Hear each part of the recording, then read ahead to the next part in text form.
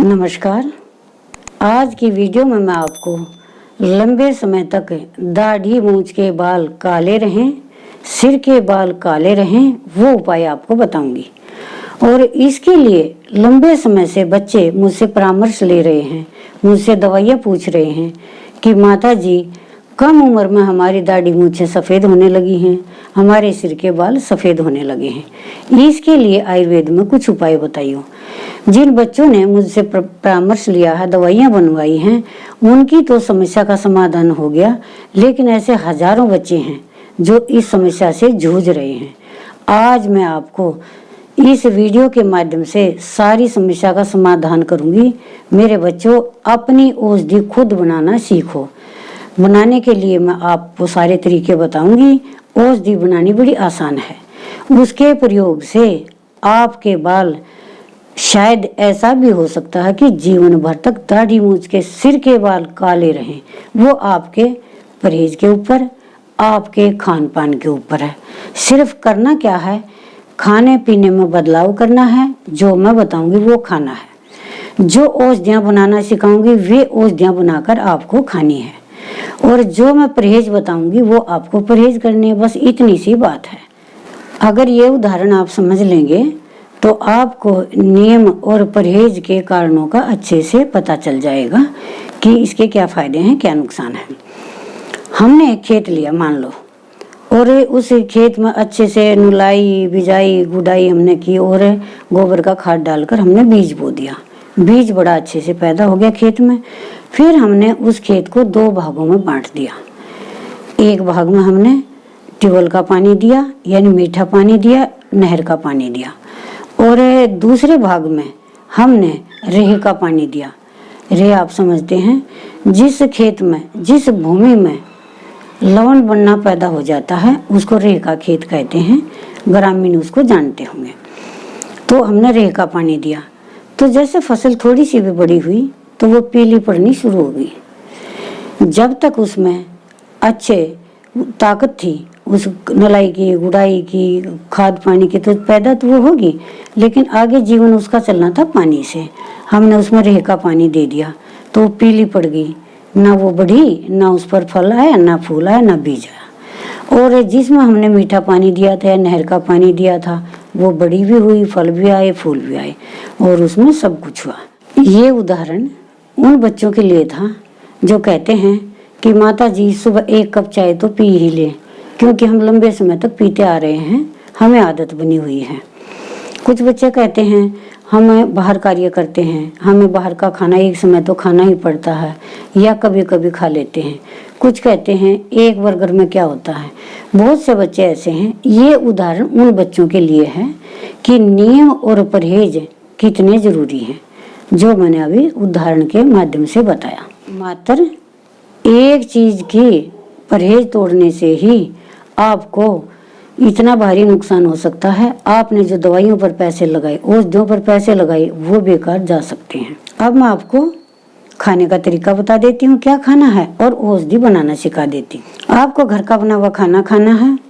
फल खाएं, सब्जियां खाएं, फलों का रस पिएं, यहाँ तक कि सलाद खाएं, सलाद का रस पिएं। जैसे चुकंदर का रस है, सफ़ेद पेठे का रस है, घिया का रस है, पत्ता गोभी का रस है, पालक का रस है, टमाटर का रस है, ये पिएं। छाछ पिएं, दही खाएं, और आप फल तो जानते ही हो कितनी तरह के फल होते हैं, वो खाएं। घर का बना हुआ खाना खाएं, दूध पिएं, बहुत चीज़ें हैं खाने को। ये सब सुपाच्य चीज़ें खाएं, और स्वास्थ्यवर्धक अंकुरित दालें खाएं।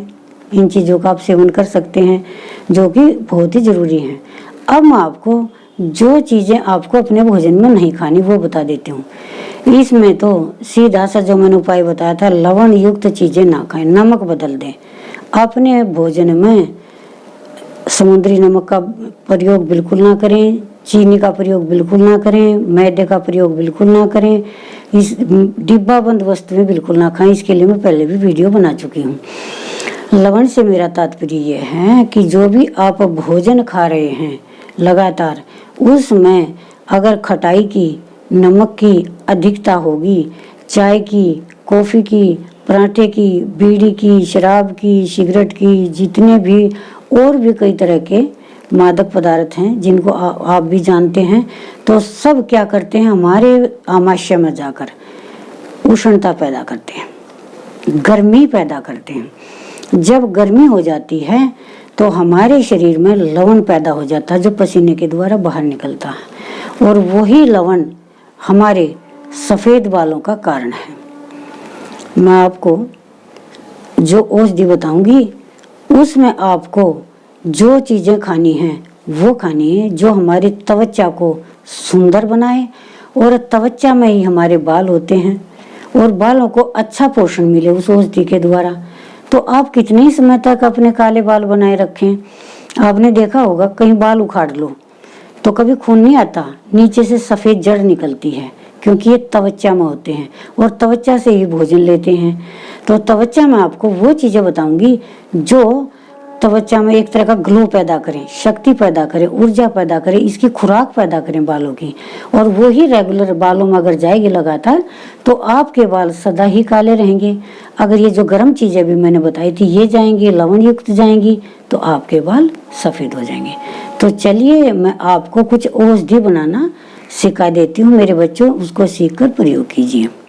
औषधियाँ बनाना सिखाने से पहले मैं आपको एक छोटी सी बात और बताना चाहती हूँ कि औषधियाँ किसी कुशल वैद्य की देखरेख में ही लें और अपनी ही देखरेख में उसको बनवाएं अगर बनवानी है तो, वरना मैं खुद बनाना सिखाती हूँ, आप सीख लें। लेकिन बाजार की औषधियाँ अगर हम लेते हैं बनी बनाई तो बेटे आप भी समझ ले, एक हल्दी लेने चलो बाजार में, उसमें भी मिलावट, खाली वो पीसनी तो है, धनिया में मिलावट, दूध में मिलावट, घी में मिलावट। मेरे पिताजी एक बात कहते थे कि औषधि को कार्य करना होता है अपनी गुणवत्ता के आधार पर। औषधि के अगर मिलावट है औषधि में तो औषधि के नाम से कभी भी कोई रोगी ठीक नहीं हो सकता, ये मेरे पिताजी कहते थे। और तब से मैंने यही बात धारण की हुई है। जो मुझसे औषधियाँ बनवाते हैं दो महीने, 3 महीने, 1.5 महीने उनको इंतजार करना पड़ता है। जब तक मुझे फ्रेश औषधियाँ नहीं मिल जाती तब तक मैं किसी की भी औषधि बनाकर नहीं भेजती। तो यही बात मैं आपको समझाती हूँ। औषधि बनाने का तरीका भी आपको बताऊंगी, वो आप अच्छे से सीख लें और फ्रेश औषधि ले लेना। अब मैं आपको औषधियाँ बता देती हूँ, आपको क्या क्या लेकर आना है बाजार से, कैसे आपको बनानी है। आप मेरे बच्चों आंवला ले आए। आंवला, इसमें विटामिन सी होता है जो हमारी त्वचा के लिए फायदेमंद होता है। तो आप 1 किलो आंवला ले लें और उसको काट कर उसके टुकड़े बना लें। टुकड़े बना करके उसको सुखा लें। जब आंवला आपका अच्छी तरह से सूख जाए, ये ध्यान रखना अंदर से काला पड़ जाता है आंवले के टुकड़े, बारीक टुकड़े बनाए बिल्कुल, और उसको अच्छे से सुखा लें। जब आपके टुकड़े अच्छे से सूख जाएं उनको कूट लें। उनका तरीका तो यही होता है कि उनको मामजस्ते में कूटें और छलनी से छानते रहें, क्योंकि कुटाई में और घिसाई में बहुत अंतर हो जाता है। ये हमारे पिताजी बताते थे, क्योंकि वो खुद भी कूटते थे और मैं भी सारी औषधियाँ कूट कर ही बनाती हूँ, मशीनों का प्रयोग नहीं करती हूँ। तभी तो जो बच्चे मुझसे दवाई बनवा रहे हैं, औषधि बनवा रहे हैं, उनको पता है कि मेरी औषधियाँ 2 महीने, 3 महीने में बनकर जाती हैं, किसी किसी को 1.5 महीने में भी पहुँच जाती हैं। तो मैं आपको इसीलिए फ्रेश औषधियाँ ला करके बनाने को बताती हूँ। तो आप आंवला ले आए, उसके टुकड़े करके आपने सुखा लिए।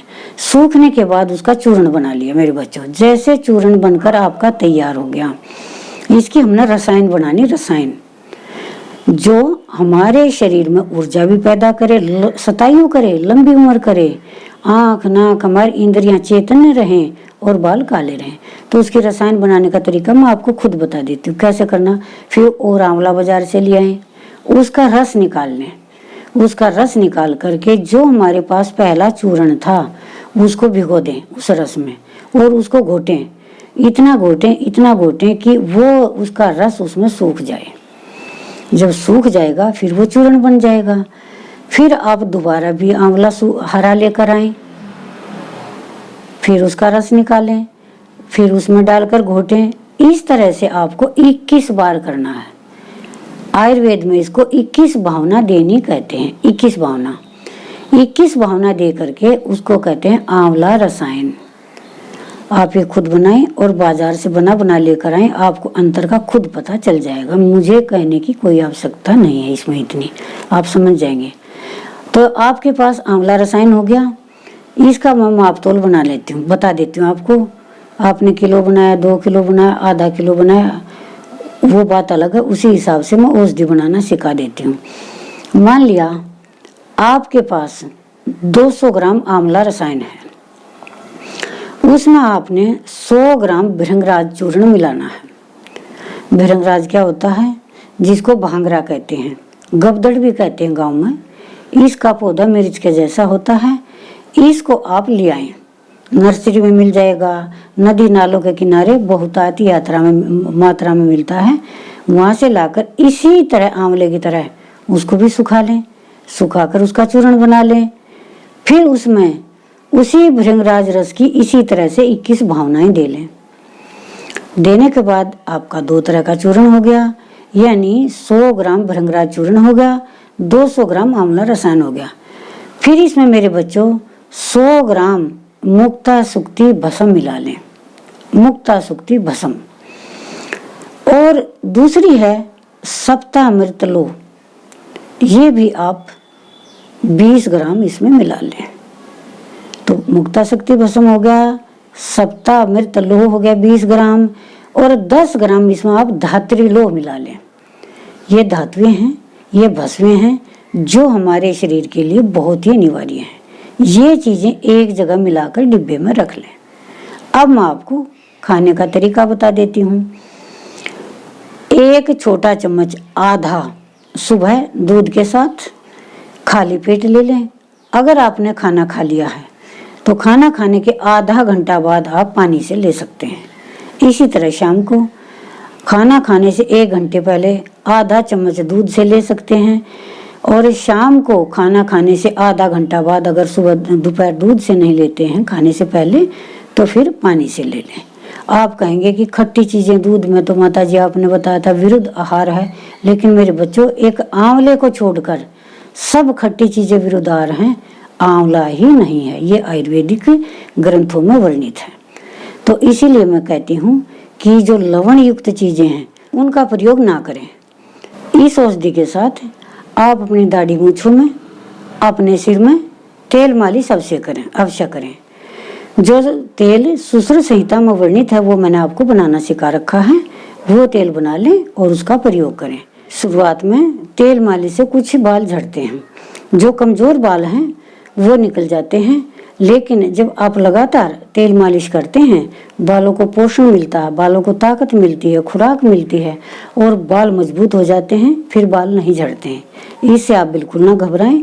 जो सुश्रुत संहिता में वर्णित तेल है जो मैंने बनाना सिखाया था वो बना लें और उस तेल का प्रयोग करें। जो औषधि मैंने खाने के लिए बताई है वो औषधि बनाकर खाएं।